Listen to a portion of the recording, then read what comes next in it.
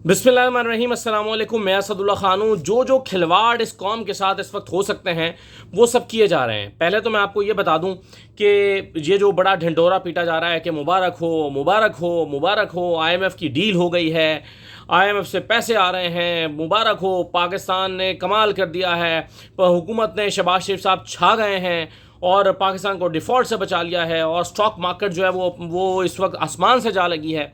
ये जो मुबारकबादें दी जा रही हैं, इसका इम्पैक्ट देखना है कि अवाम के ऊपर इम्पैक्ट क्या होता है। हुकूमत के ऊपर इम्पैक्ट या हुकूमत को सांस लेने का मौका मिला वो अलग बात, लेकिन इस वक्त इम्पैक्ट अवाम के ऊपर क्या हो रहा है, ज़रा इसका एक जायज़ा ले लें। गैस की नरखों पर 50% इजाफे का पर मुत्तफिक हुई है हुकूमत IMF के साथ कि हम गैस के नरखों में 50% इजाफा करेंगे, यानी जिसका बिल 2000 आ रहा है उसका बिल अब 3000 आएगा। तो गैस के नरखों में 50% इजाफे पर मुत्तफिक हुई है हुकूमत। दूसरा, बिजली 4 रुपये तक, 4 रुपये यूनिट तक महंगी होने जा रही है। पहले ही बिजली के जो नरख हैं उसने आवाम की कमर तोड़ रखी है। पहले ही जो बिल आ रहे हैं वो आवाम की पहुंच से बाहर हैं। जिसका 20,000 रुपया जिसकी माहाना आमदन है उसको 25-25 हज़ार रुपये के बिल आ रहे हैं, तो और बिजली मिल नहीं रही। तो ऐसे में 4 रुपये फ़ी यूनिट तक इजाफा जो है वो कमिट कर लिया हुकूमत ने IMF के साथ। तो ये जो खुशी के शादियाने बजाए जा रहे हैं कि कमाल डील हो गई और ज़बरदस्त हो गया और छा गए और $3 अरब पाकिस्तान को मिल गया। $3 अरब में से भी अभी पाकिस्तान को $1.1 अरब ही मिलेगा, लेकिन उसके लिए ये जो शराइत हैं वो आप देख लीजिए।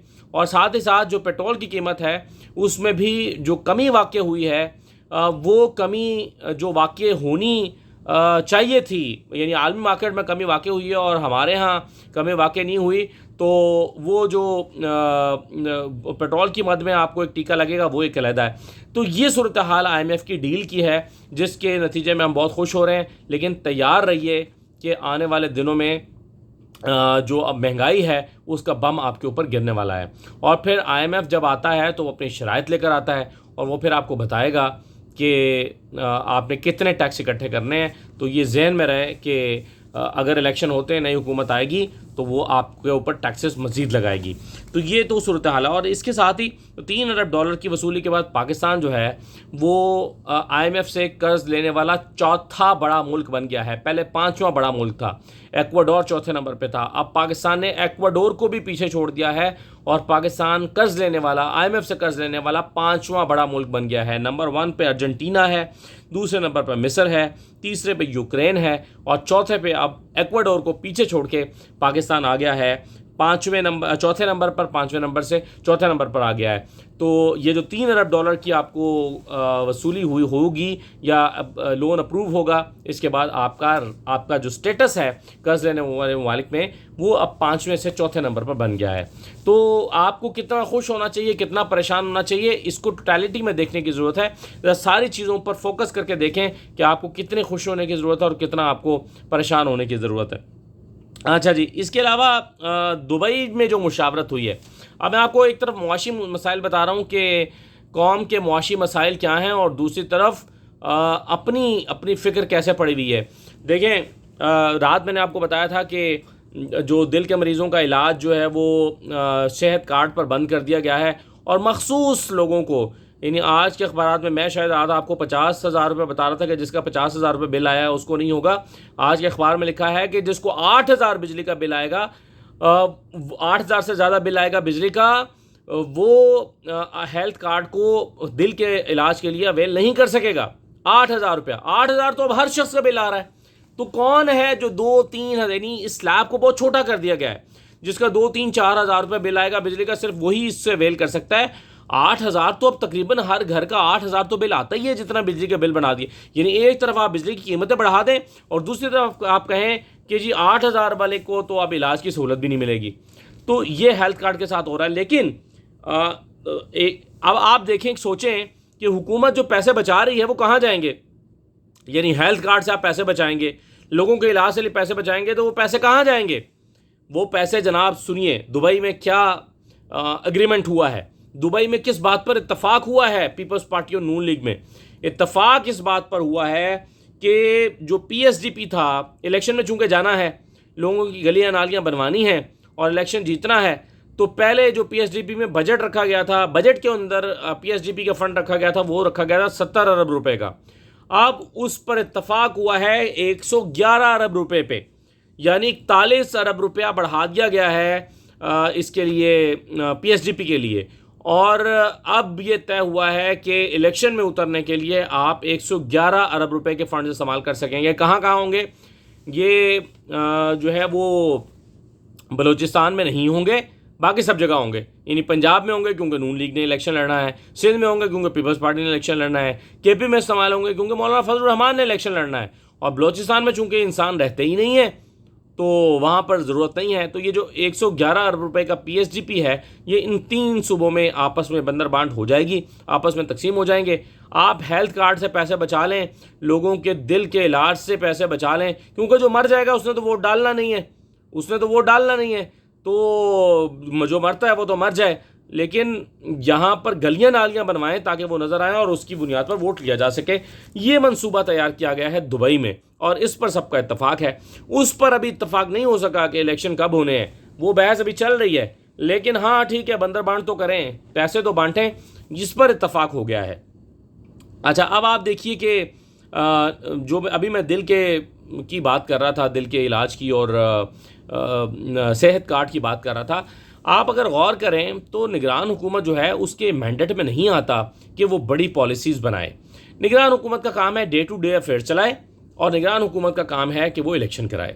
ڈے ٹو ڈے افیئر چلا کر اس کے علاوہ وہ پالیسیز، اس کے علاوہ اس کی وہ جو امپلیمنٹیشن ہے جو ان سے الیکشن کمیشن ڈیمانڈ کرتا ہے. الیکشن کمیشن مانگتا ہے ہمیں اتنے لوگ چاہیے، ہمیں یہ مینجمنٹ چاہیے، ہمیں پولیس کی نفری چاہیے، ہمیں عملہ چاہیے. یہ چیزیں پرووائڈ کرنا اور ایک شفاف انتخابات کرانا، یہ ذمہ داری ہے پنجاب حکومت کی یا کسی بھی نگران حکومت کی. لیکن یہاں پر پالیسی کے بنائی جا رہی ہیں پالیسیز. اب یہ جو پالیسی ہے یہ بہت بڑی پالیسی ہے. یہ جو صحت کارڈ ہے یہ ایک حکومت نے، منتخب حکومت نے یہ منصوبہ بنایا تھا. اس کو نگران حکومت کیسے ختم کر سکتی ہے؟ تو نگران حکومت، آپ ویسے بھی پنجاب کی نگران حکومت وفاقی حکومت کی ایک بی ٹیم ہے، وہ نگران حکومت تو ہے نہیں. جو چیزیں سوٹ کرتی ہیں، رات بھی میں نے ذکر کیا تھا کہ مریم نواز نے کہا تھا کہ جی انکل ہیلتھ کارڈ بند کریں، عمران خان کے پلے کچھ نہیں رہے گا. تو یہ جو نون لیگ کا ویژن تھا ہیلتھ کارڈ کے بارے میں، اس کو پنجاب حکومت امپلیمنٹ کر رہی ہے. تو پنجاب حکومت بنیادی طور پر نگران حکومت ہونے کے بجائے وہ ایک منتخب حکومت کے اختیارات استعمال کر رہی ہے. اس کو میرا خیال ہے عدالت میں چیلنج کیا جانا چاہیے، یا شاید کوئی چیلنج کر بھی دے کہ کیسے پنجاب حکومت کے پاس یہ اختیارات آ گئے کہ وہ منتخب حکومت کی لائی گئی پالیسیز کو رول بیک کرے اور اس کو سمیٹ کے رکھ دے. یہ کیسے ہو سکتا ہے؟ تو پنجاب حکومت کے جو اقدامات ہیں اس کو دیکھنے کی ضرورت ہے، نگران حکومتوں کے اقدامات کو. آخری بات یہ ہے کہ اعجاز الحق صاحب نے فرمایا ہے کہ دیکھیں کیسے کیسے اپرچونسٹ ہمارے یہاں پڑے ہوئے ہیں. مفلر پہن لیا تھا انہوں نے پی ٹی آئی کا جا کے گلے میں، اور اس وقت جب ان کو لگ رہا تھا کہ پاکستان تحریک انصاف مقبول ترین جماعت ہے تو وہ جناب ساہیوال سے بھی لڑنا چاہتے تھے، وہ بہاول نگر سے بھی لڑنا چاہتے تھے، اور بہاول نگر کی بھی 2 سیٹوں سے لڑنا چاہتے تھے، اور اپنے مخالفین کے لیے شوکت بسرا وغیرہ کے لیے انہوں نے راستے بند کر دیے تھے، اور ہر طرف سے وہ اور اپنی ٹیم کو لڑانا چاہتے تھے. وہ چاہتے تھے کہ میں بھی لڑوں اور میری ٹیم لڑے. اور ہارون آباد میں بھی، بہاول نگر میں انہوں نے اسی طرح کا سیٹ اپ بنا لیا تھا. لیکن جیسے ہی نازک وقت آیا پی ٹی آئی کے اوپر تو جناب وہ لنڈن کی سیر کر رہے ہیں، لنڈن پہنچے ہوئے ہیں اور کہہ رہے ہیں کہ میں شریف خاندان سے رابطے میں ہوں. بیان دیا ہے انہوں نے کہ میں شریف خاندان سے رابطے میں ہوں اور اگلا الیکشن میں لڑوں گا ضیاء لیگ پر، لیکن نون لیگ کے ساتھ اتحاد بنا کر لڑوں گا، نون لیگ کے ساتھ سیٹ ایڈجسٹمنٹ کر کے لڑوں گا. تو اب آپ دیکھیں ان کو کہتے ہیں اپورچونسٹ. تو اس طرح کے لوگ پاکستان میں جو کہ کسی بھی فلسفی کے تحت نہیں آتے، کسی بھی فکر کے تحت نہیں آتے، کسی بھی نظریے کے تحت نہیں آتے، وہ پاکستان میں پھر تبدیلی لانے یا پاکستان کی بہتری میں اتنا کوئی کردار ادا نہیں کرتے. ان کی خواہش بس یہ ہوتی ہے کہ مجھے دا لگ جائے، میرا چانس بن جائے، مجھے موقع مل جائے، بس میں کسی طرح سے ایوان میں آ جاؤں، ایوان اقتدار میں آ جاؤں. ابھی پچھلے دنوں وہ تحریک انصاف کا مفلر پہن کے بڑے اچھے بنے پھر رہے تھے. موقع ملتا ہی وہ اب نون لیگ کی اڑان بھرتے نظر آ رہے ہیں، نون لیگ کے آسمان پر پنچھی بن کے پھر رہے ہیں. تو یہ صورتحال جو ہے وہ اعجاز الحق صاحب کی ہے. اور ایسے ہی بہت سارے اپرچونسٹ ہیں جو یہ کر رہے ہیں، کچھ مجبوری کے عالم میں، کچھ اپنے اپرچونٹیز کے عالم میں. تو یوں اس وقت ہمارے سیاستدانوں کی صورتحال ہوئی پڑی ہے. تو دیکھیں نون لیگ ان کو کتنا گھاس ڈالتی ہے. ایک خبر وہ یہ دینے کی کوشش کر رہے ہیں کہ جی جو نگران وزیر اعظم ہیں اس میں نجم سیٹھی اور محسن بیگ کا نام شامل نہیں ہے یا زیر غور نہیں ہے. مجھے نہیں پتہ ان کے پاس ان کی خبر کا سورس کیا ہے. میرے خیال میں ابھی تو ان تمام شخصیات، ان دونوں شخصیات سمیت اور بھی شخصیات کے راستے کھلے ہوئے ہیں، اور یہ دونوں شخصیات بھی وزیر اعظم کی امیدوار ہو سکتی ہیں. امیدوار تو ابھی بھی ہیں، وزیر اعظم کے نام کے لیے ان کا نام فائنل ہو سکتا ہے. تو دیکھیں، اللہ تعالیٰ پاکستان پہ رحم کرے. اجازت دیجیے، اللہ حافظ.